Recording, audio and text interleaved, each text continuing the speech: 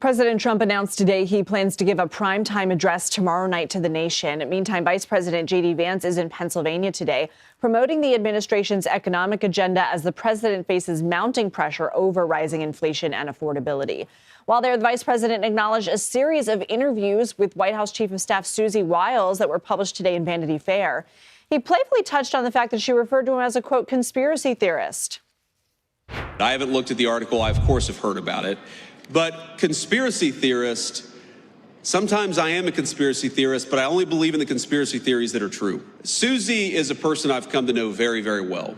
And, you know, a lot of you probably ask yourself, what is it like behind the scenes? What's going on actually behind the scenes of the Trump administration? And I'll tell you, the president is exactly in private who he is in public.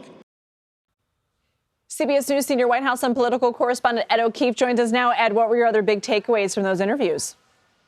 Well, 11 over the past year for what they call at Vanity Fair, diary of chaos in these first months of this administration. Wiles shares her thoughts on a wide range of things, suggesting that the president has the personality of an alcoholic. While he's someone who doesn't drink, he's someone who believes that he has a great ability to do just about anything he wants to do. As you mentioned, suggests the vice president is a conspiracy theorist, as he said, well, we've talked about this, Wiles and I, and it's just that I believe in certain things like, for example, that the media covered up Joe Biden's inability to do the job or the masking requirements that were in place during the pandemic. But as you saw there, defended her, as has most of, not all of the cabinet in social media posts throughout the day today.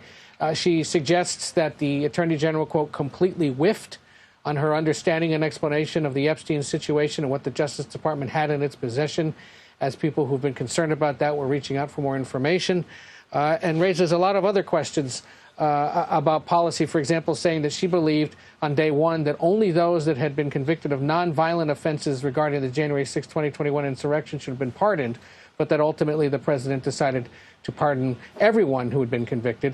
And she pointed out that she believed at least the first 90 days of the presidency should be focused on retribution, but after that, that should stop. And of course, that hasn't. So, you know, these are the kinds of comments a chief of staff often gives to an author or a reporter to save under embargo until after they leave the job or until after the presidency. They don't normally give them in real time. And that's what's interesting here. That's what's so remarkable about her decision to sit for these interviews. But so far, as of this hour at least, she still has the support of the White House. All right, so let's turn to the economy because the vice president was making those remarks in Pennsylvania. Did they fall in line with Americans' financial concerns? No.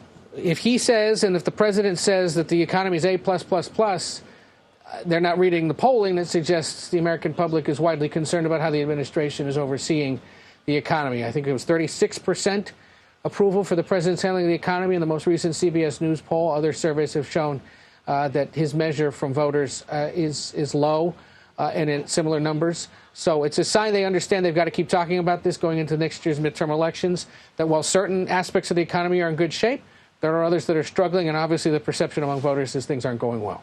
All right, Ed O'Keefe, thanks so much.